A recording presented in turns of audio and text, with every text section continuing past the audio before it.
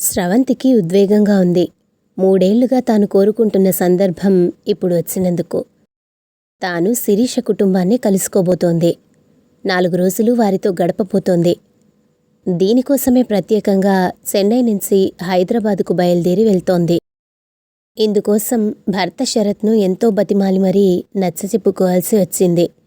తాను తిరిగి వచ్చే వరకు ఆఫీసుకు సెలవు పెట్టి 2 పిల్లల బాధ్యతలను శరత్ని చూసుకోమని అప్పగించింది. సాధారణంగా ఎక్కడికి వెళ్ళినా అందరూ కలిసే వెళుతూ ఉంటారు.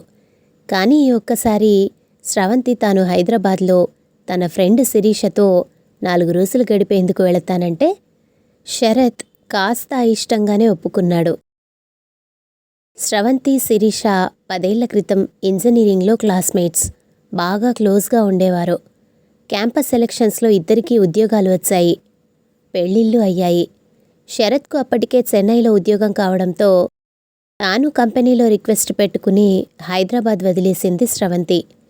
2 ఏళ్ల వ్యవధిలో 2 పిల్లలు పుట్టినా అమ్మానాన్నలతో పాటు అత్తామామలు బాగా సపోర్ట్ చేయడంతో ఎలాగోలాగా తిప్పలు పడి జాబ్ నిలబెట్టుకుంది. శిరీష మొదటిసారి తల్లైనప్పుడే ఉద్యోగం మానేసింది. తనకి మరో 2 ఏళ్లకి పాప పుట్టింది.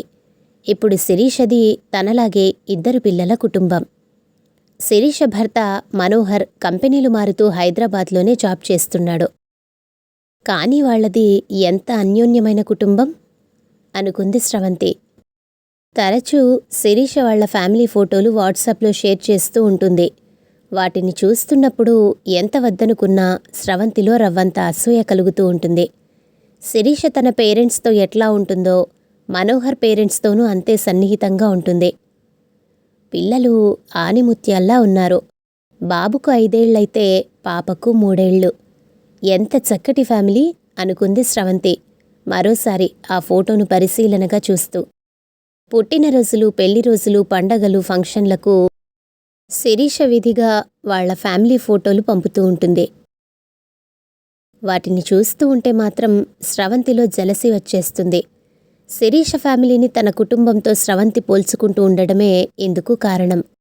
తన ఫ్యామిలీలో ఏవో కష్టాలున్నాయని కాదు గాని ఆ క్లోజ్నెస్ ఏది, ఆ ఓపెన్నెస్ ఏది? తనకు 2వ కాన్పు సమయంలో జాబ్కు రిజైన్ చేస్తానంది స్రవంతి. అందుకు శరత్తో పాటు అత్తామామలు ఒప్పుకోలేదు. తాను జాబ్ను, పిల్లల బాధ్యతలను సమర్థించుకోలేనంటే సమ్మతించలేదు. పనుల్లో తాము సాయం చేస్తామన్నారు. ఉద్యోగం మానేయడం తెలివి తక్కువ పనన్నారు. దాంతో స్రవంతి అలాగే నెట్టుకొస్తోంది. కానీ శిరీష జాబ్ మానేసి పిల్లల్ని చూసుకుంటూ ఎంతో హ్యాపీగా ఎంజాయ్ చేస్తోంది. ఆ విషయాన్ని శిరీష పంపే ఫోటోలు, తన ఫేస్బుక్ పోస్టింగ్స్, తను పెట్టుకునే డీపీలే చెబుతూ ఉంటాయి అనుకుంది స్రవంతి. అందుకే 4 రోజులు శిరీష దగ్గర గడిపి వస్తే మైండ్ ఫ్రెష్ అవుతుందని ఈ ప్రయాణం పెట్టుకుంది.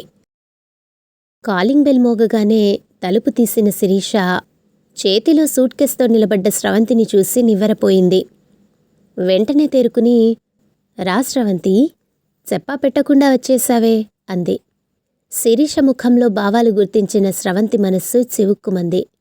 కాని దాన్ని కనిపించనీయకుండా, ఎప్పటినుంచో చెబుతూ ఉన్నాను కదే, ఏదో ఒకరోజు ఫోన్ కూడా చేయకుండా వచ్చేస్తానని అంది ముఖాన నవ్వు పులుముకుని. లోపలికి వెళ్తూనే కనిపించిన మనోహర్కి చెప్పింది శిరీష.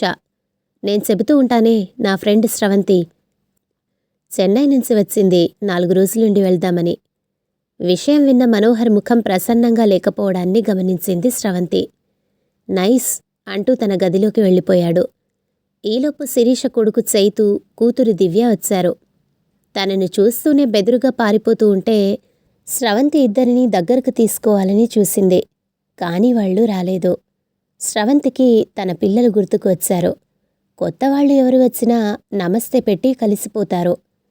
ముందు వాళ్ళు ఇలాగే ఉన్నా నెమ్మదిగా తాను, శరత్ అలవాటు చేశారు. స్రవంతికి కాఫీ ఇచ్చి పిల్లలకు పాలిచ్చేందుకు ప్రయత్నించింది శిరీష. కానీ చైతు తాగనని మొరాయించాడు. వాడికి ఒక్కటి తగిలించింది. దాంతో వాడు ఒక్కసారిగా ఏడుపు లంకించుకున్నాడు. స్రవంతి వారించబోయింది కానీ, నీకు తెలీదే, వీడు రోజూ ఇంతే, 4 తగిలిస్తే గాని తాగడు అంది శిరీష.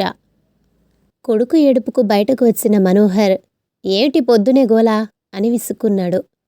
గోల అని విసుక్కోకపోతే వాడికి కాస్త పాలు పట్టించకూడదు అంది శిరీష మరింత చిరాగ్గా. వీకెండ్లో 2 రోజులు ఎలాగూ నేనే పిల్లల్ని చూస్తున్నాను. వర్కింగ్ డే నాడు చూడమంటే ఎలా? మనోహర్ కసురుకుంటూ అన్నాడు. ఇలా వాళ్ళిద్దరూ తన ముందే వాదులాడుకుంటూ ఉంటే స్రవంతికి ఇబ్బందిగా అనిపించింది. అక్కడ్నించి నెమ్మదిగా పక్క గదిలోకి వెళ్తూ ఉంటే, అయినా మీ గారాబం వల్లనే వాడు మొండిగా తయారవుతున్నాడు రెట్టించిన స్వరంతో శిరీష అనడం వెనక నుంచి వినిపించింది. స్రవంతి తనకు ఇచ్చిన గదిలోకి వచ్చి ఆలోచిస్తూ కూర్చుంది. పిల్లల్ని చూసే విషయంలో ఎలాంటి పంతాలు పట్టింపులు ఉండకూడదన్నది తాను శరత్ మొదటి రోజు నుంచి అనుసరిస్తున్న విధానం. పైగా పిల్లల ముందు ఏ విషయంలోనూ వాదులాడుకోకూడదన్నది పెద్దవాడు పుట్టినప్పుడే తీసుకున్న నిర్ణయం. శరత్ కూడా ఈ విషయంలో ఎప్పుడూ జవదాటలేదు. స్రవంతి, బ్రేక్ఫాస్ట్ చేద్దాంరా అన్న శిరీష పిలుపు విని బయటకు వస్తూ ఉంటే గోడపైన వాళ్ల ఫ్యామిలీ ఫోటో కనిపించింది. శిరీష, మనోహర్ ఇద్దరు పిల్లలు చిద్విలాసంగా ఫోటోకు ఫోజులిచ్చారు. ఈ ఫోటోనే శిరీష తనకు కొద్ది రోజుల కిందట వాట్సాప్లో షేర్ చేసినట్టు గుర్తు. స్రవంతి, శిరీష బ్రేక్ఫాస్ట్ చేస్తూ ఉంటే మనోహర్ వాళ్ల పేరెంట్స్ వచ్చారు. వాళ్ళని చూడగానే స్రవంతి గుర్తుపట్టింది. వీళ్లతో కలిసి ఉన్న చాలా ఫోటోలను శిరీష తనకు పంపింది. అత్తామామలతో శిరీష అన్యోన్యత ఆ ఫోటోలలో చూసే తనకు వాళ్ళింటికి రావాలనిపించింది. అత్తామామలను చూడగానే శిరీష ముఖం చిట్లించింది. రండత్తయ్యా, టిఫిన్ చేసే వచ్చారుగా అంటూ ఆమె సమాధానం కోసం చూడకుండా స్నానానికి వెళ్ళిపోయింది. ఆ పెద్దవాళ్ల ముఖాలు చూస్తే బ్రేక్ఫాస్ట్ చేసి రాలేదని గుర్తించిన స్రవంతి మనస్సు బాధపడింది. తానే చొరవ తీసుకుని వాళ్ళిద్దరికీ కాఫీ, బిస్కెట్లు ఇచ్చింది. అత్తమామలతో శిరీష అంటి ముట్టనట్టు ఉండటం స్రవంతికి ఆశ్చర్యం కలిగించింది. మధ్యాహ్నం భోజనాలు అయ్యాక ప్రయాణ బడలికతో ఉన్న స్రవంతి కాసేపు నిద్రపోయింది. గంట తర్వాత గది బయట పెద్దగా అరుపులు వినిపిస్తూ ఉంటే స్రవంతి కంగారు పడుతూ లేచింది.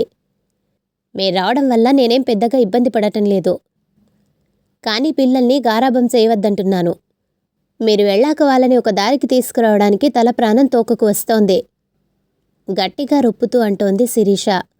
కోపంతో ఆమె కళ్ళు ఎర్రబడి ఉన్నాయి. అదేంటమ్మా, పిల్లలు తాత నానమ్మల దగ్గరకు రాకుండా ఉంటారా? మేం కాస్త ముద్దు చేయడం నిజం, దానికి గారాబం చేసి పిల్లల్ని చెడగొడుతున్నామంటే ఎలా? శాంతంగా అన్నారు శిరీష అత్తగారు సులోచన. నేను కావాలని అంటున్నట్టు మాట్లాడుతున్నారేమిటి? శిరీష అత్తగారిపై కస్సున లేచింది. నేనేమీ అనడం లేదు శిరీష, పిల్లల్ని దగ్గరకు తీస్తే పాడైపోతారని అనుకోకూడదు చెప్పారు సులోచన తన మనసులో భావాన్ని వివరిస్తూ. గారాబం చేయవద్దంటుంటే ఏదేదో చెబుతారేంటి? మీ సలహాలు సిద్ధులు నాకు అవసరం లేదు.